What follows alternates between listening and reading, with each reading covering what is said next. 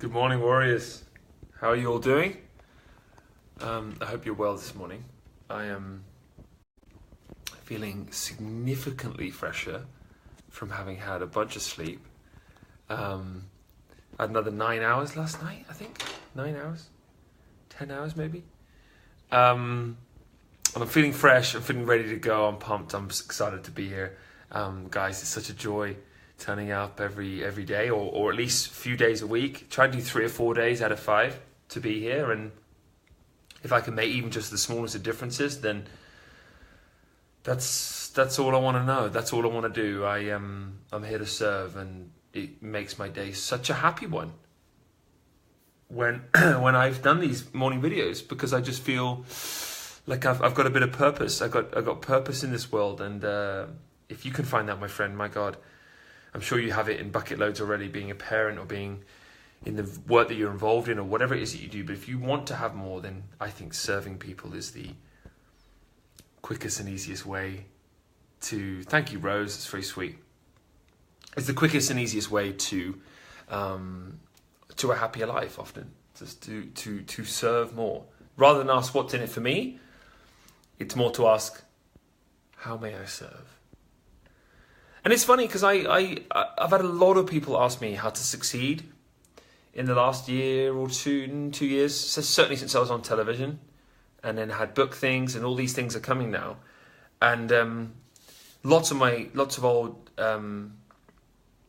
guys from previous workplaces and stuff have asked me, like, oh, what about this? What about that? What about what marketing are you using for this? And what are you doing for that? And what software is this and this and blah blah blah? And I'm just like, I've got a fucking clue, man.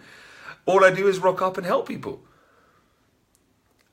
That's all I do. And you can tell from them that if they just learn to be more abundant in their giving, in their offerings, that success would just come anyway.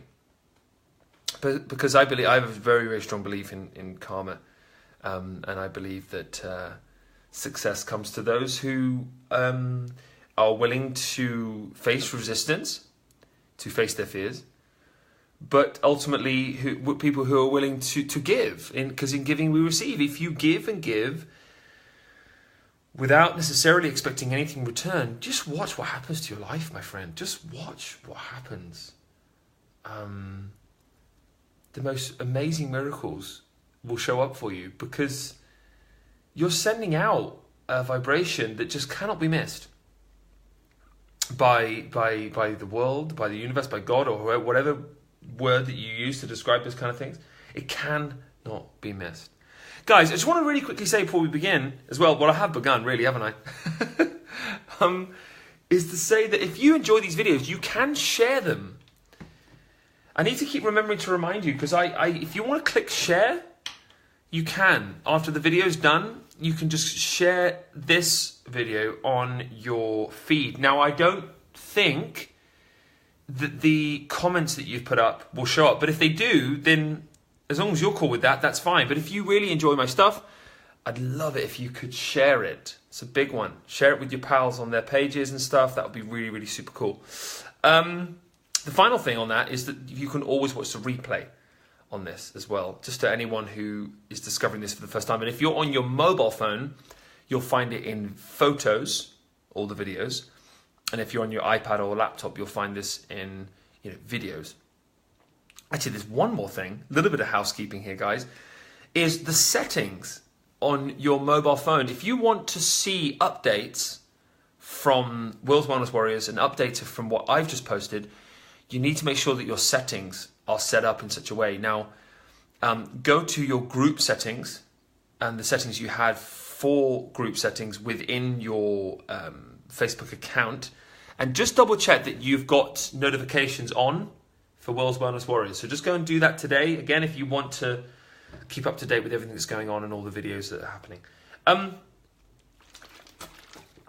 It's early, it's rainy, it's wintry. Let's breathe. I thought I would start today with just some... So close your eyes. And we're just going to do some breath training, because if you want to overcome worry and live a happy life, breathing sits at the base of the pyramid, as I like to say. So let's take a deep breath in for 4. And breathe out for 4. Deep breath in for 4.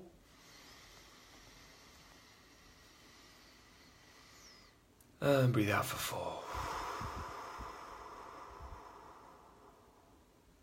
Deep breath in. And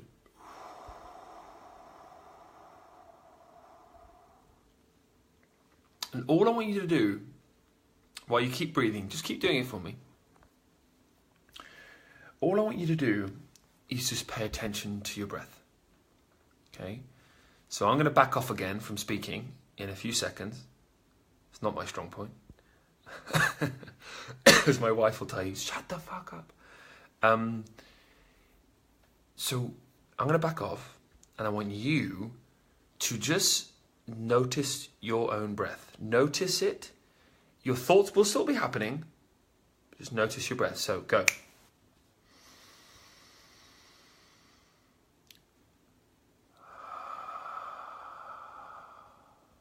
Deep breath.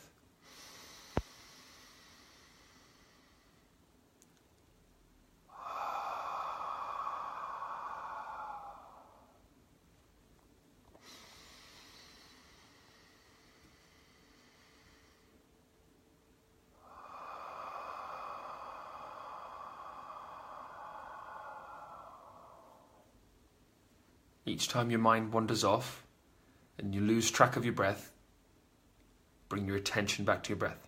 That's it. Keep going.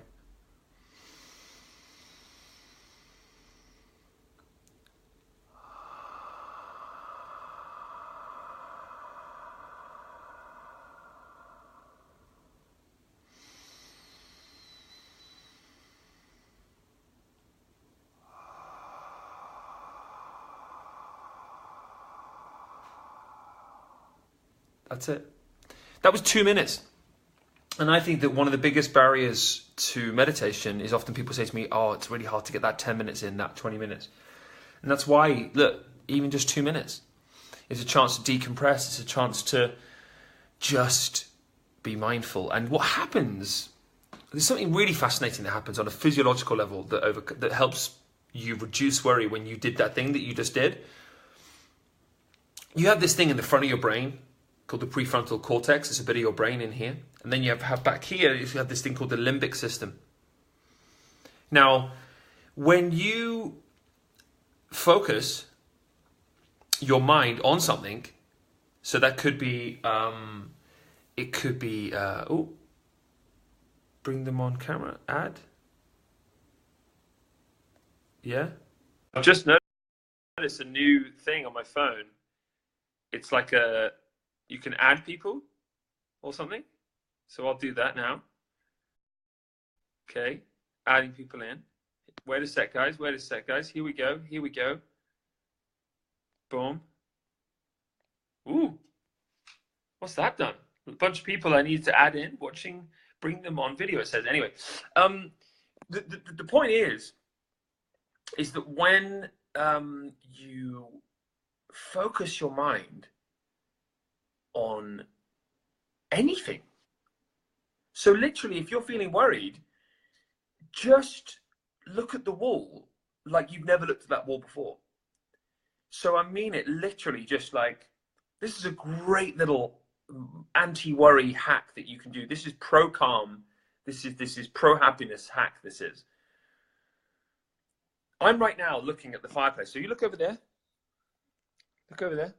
You see? There's that little fireplace thing. If I'm feeling worried, if I just for a moment just look at the intricacy of the brickwork, the little lines that are in there, the slight darkness of the corner and the sort of the paintwork, if I just look at it with mindfulness, like I've never ever looked at it before, I light up this thing through here. And when you light up the front of your brain, you take away stress. Now, stress and overwhelm and all these feelings of anxiety, etc., come back through here, the limbic system. It's your lizard brain, as it's known. But when you focus on something like your breath, which for me is meditation, and I want you to try and meditate. And I really truly believe that it's the habit that I'm trying to, if I can just get one person in the world to just cement one habit, it's meditation every single day. But it can be meditation where you just focus and be mindful of your breath, or you can just be mindful of the view you can see. It can be mindful of the smells when you're cooking dinner. It can be mindful of how it feels to pick up the water and put it to your mouth. Every time you are self-aware enough to notice that you're overthinking, you're trapped up in brain, you're just in head, in mind, it's time to focus. Because what you're starting to do when you're in that kind of overthinking worry state is that you're really back here. So it's about coming straight back into the front of your brain, and that's about creating focus or about getting an endorphin boost. Now, an endorphin boost, for me, it's a 5-minute dance in the living room or kitchen, maybe even just 1 minute. If you are experiencing any overthinking and worry, I defy you to feel the same way after 1 minute of absolute bat fucking crazy dancing. Like, unleash fury on that dance floor.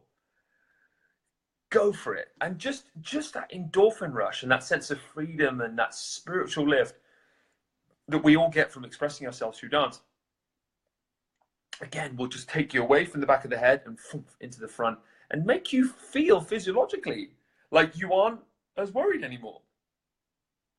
Okay? So that's the first insight today. If you're ever experiencing that sense of kind of, you're sort of overthinking, you're really trapped up in here, it's time to focus. Focus on something. Focus on some cooking. Focus on your breathing. Focus on the view, on your breath. Do some dancing. Just break it. It's called breaking the state. It's an NLP method.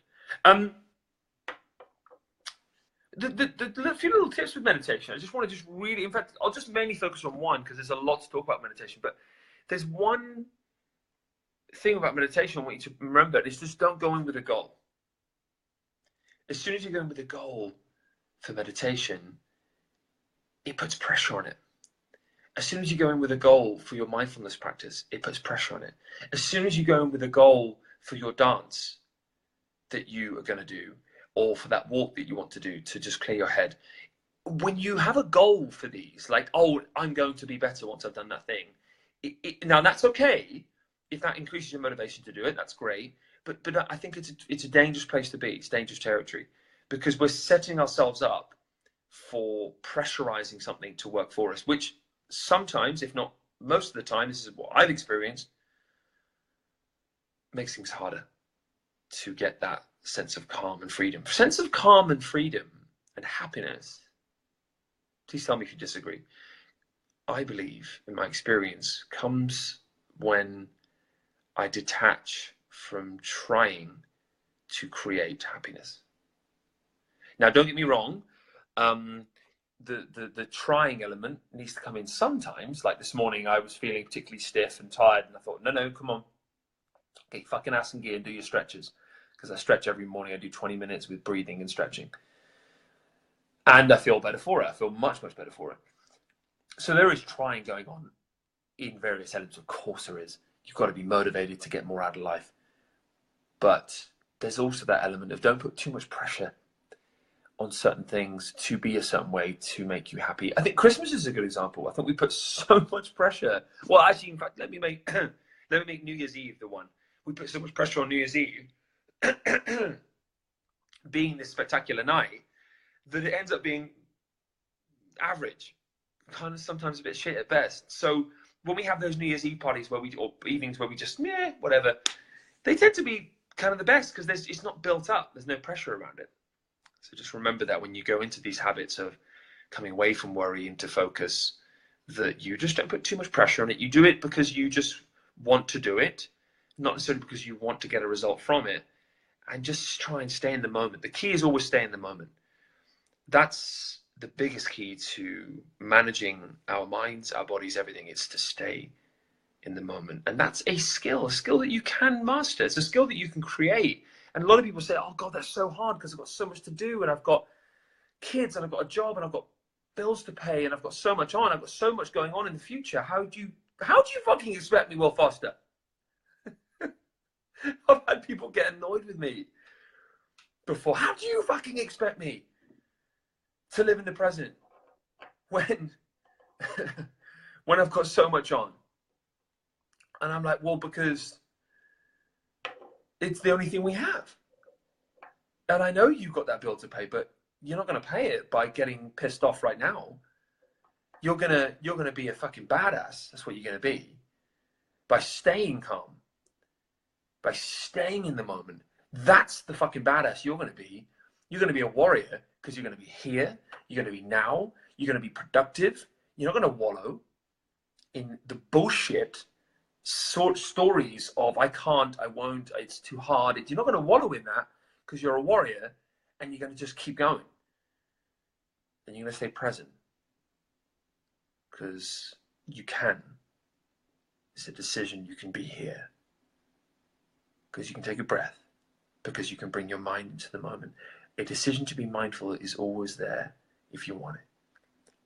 And you're only going to be able to be productive enough to help reduce those worries. If you do have worries, you're only going to be able to be productive enough to face those challenges and overcome those things if you stay in the moment.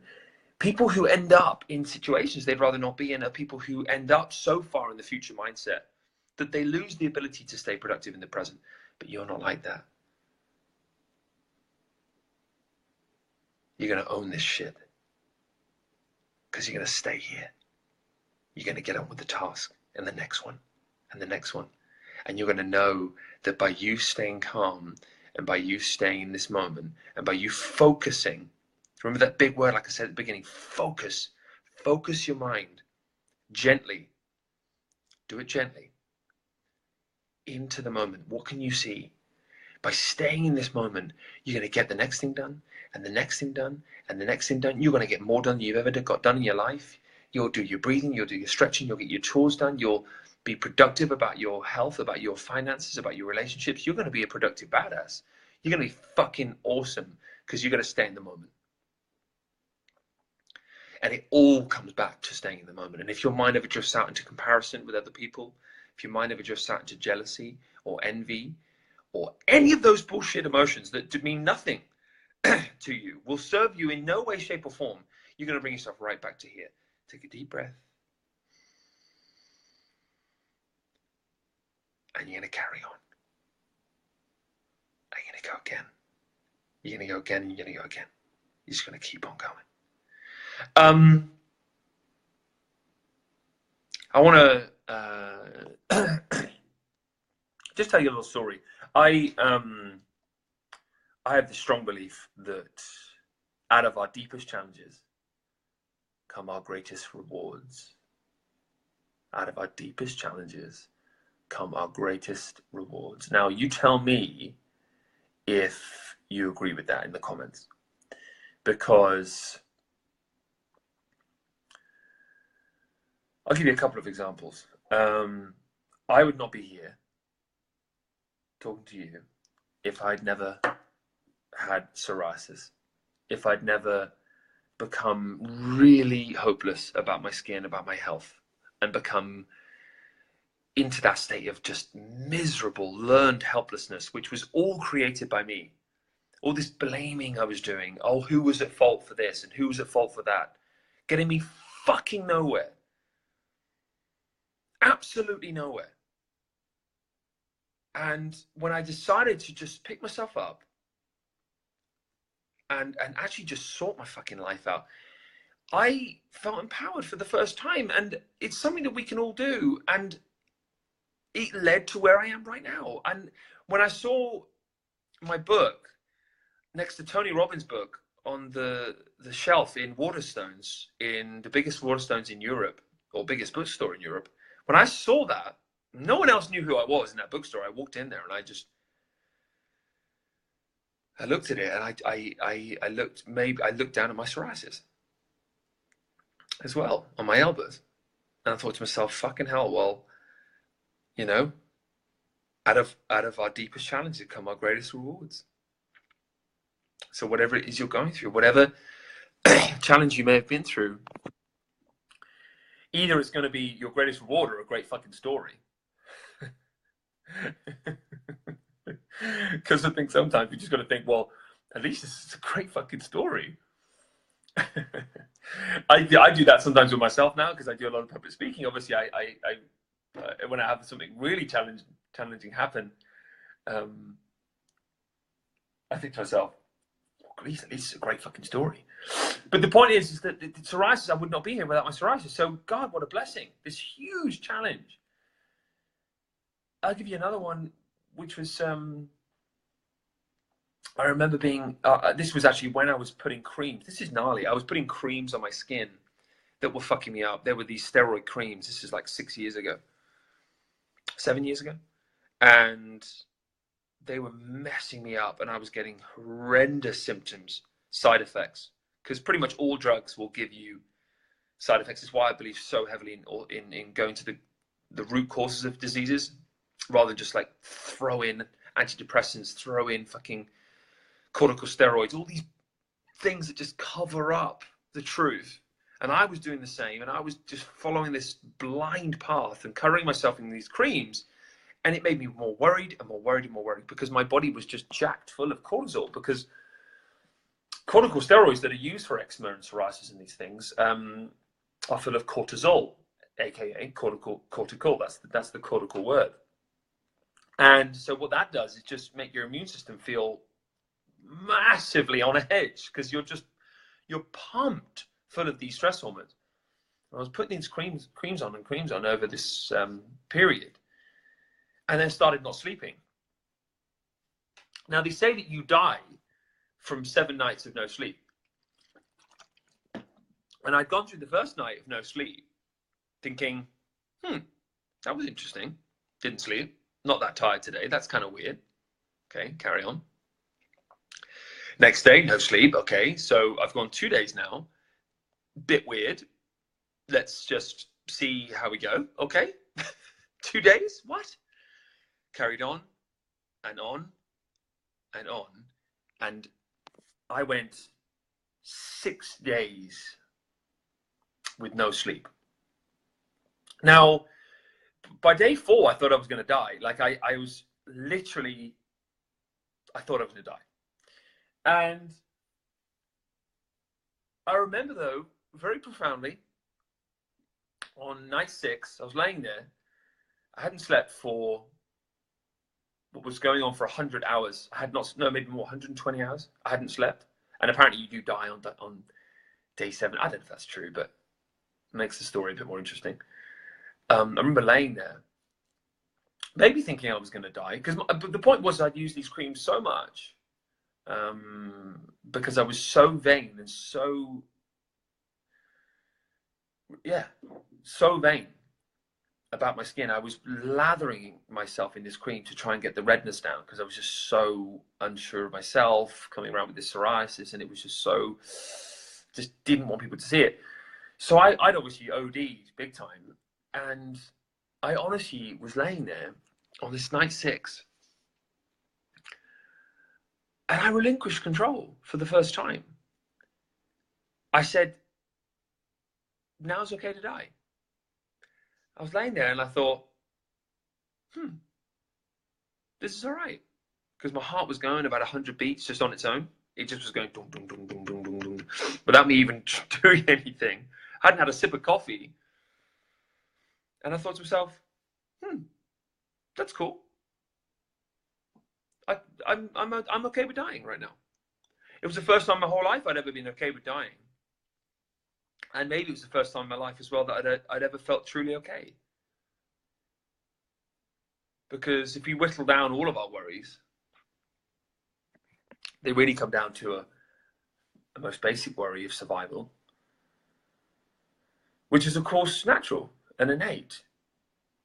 But as Buddhists will tell you, if we don't acknowledge the ultimate truth, how can we ultimately live? How can we ultimately be here and really be present if we are letting petty matters get in the way of the fact that we know we're going to be gone one day? And I made a little post yesterday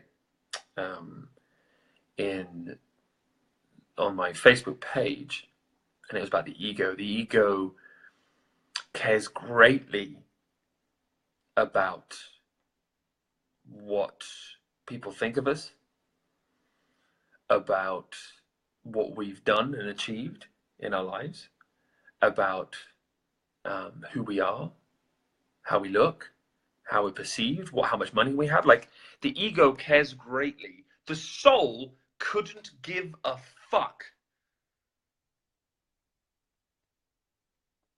Because the soul knows we came in with no thing. We will leave with no thing. So it does not attach itself to anything. I want to repeat that again. The soul doesn't give a fuck. Because the soul came into the world, into the universe, however you want to term it, with no thing. No cars, no careers, no job, no body fat, no relationships. It came into the world with no thing. It will leave with no thing, no matter how much money you've made, no matter how much success you've had, no matter what you have or haven't done in your life. It will not matter in the end, one fucking bit. We came with no thing, we will leave with no thing. So the soul does not attach itself to anything. Now, that is not the easiest thing in the world to do, but if you can do it, and you can do it, through just consciously being present and acknowledging the idea and the fact that you will be gone one day. If you acknowledge those truths, you notice how easy it is to smile. You notice how easy it is to feel fucking good, just so good. Because when you're in contact with soul, you're not attached to anything. To that person, you're not attached to that job, you're not attached to how your bank balance looks, you just fuck it all, man. And the coolest thing when you just fuck it all is that suddenly things just seem to work. And it's a law of attraction. Because people who live on the active side of forever, people who live in the moment, knowing that they're going to die one day, people who really live like that, they have cool things show up all the time. And it's not coincidence. And there's no such thing as luck. Oh, well, Will's so lucky and I have this all the time. And I kind of have to go along with it now. Oh, yeah, no, I know. No, yeah, no, I know. I'm very lucky. Yes, of course. No, of course. Yes, yes. Incredibly lucky. Yes, no, I know. Yeah, oh, and people say about Al, my wife, they go, God, you're lucky, Will. She's so supportive. She lets you just go surfing, but she's so lovely and she's just so pretty. And she's just all these things. And I've had people say that and I said, yeah, I'm so lucky. And by the way, let me just say, I am. I'm not saying I'm not lucky, but I feel more blessed than lucky because I'm just vibrating at a frequency that doesn't give a flying fuck what people think. That's all it is. I'm just being myself, and things just seem to turn up okay when you are yourself. And I know that you can do that because it's a conscious decision to be yourself and to just not put as much weight or care into these tiny little things that we do when we know that we've only got one life and we're going to be gone one day. Guys, that is all from me. It's been lovely being on board today. I've had a great time. I felt very inspired today. I don't know why, I just did. And thank you for being here. And I love hearing your feedback. What do you think of these shorter videos? Do you enjoy the shorter videos? I love doing them. I love being here. And I will be here for a very long time. I'm here to serve. That is my ultimate quest. If you've enjoyed this, guys, share it with your friends. Share the video. You could. I think you can. I think you can share either now or afterwards. I'm not sure, but I would love you to start sharing my stuff if you could. And also, the last thing is as well, if you've got friends who want to join, the group who you think would benefit from these videos, I think we've made, like, including the podcast, I think I've made something like 120, And that we've only been going for almost a year. So God, imagine in years to come, we'll have thousands of these videos. They're just great. It's just a content library that you've got then. So if you ever need to dive in and just get that sense of peace back or motivation, whatever it is, then you can just dive in and just watch some of the videos and stuff. So guys, it's been a joy. I love being here. Thank you so much. Love you loads. Bye bye.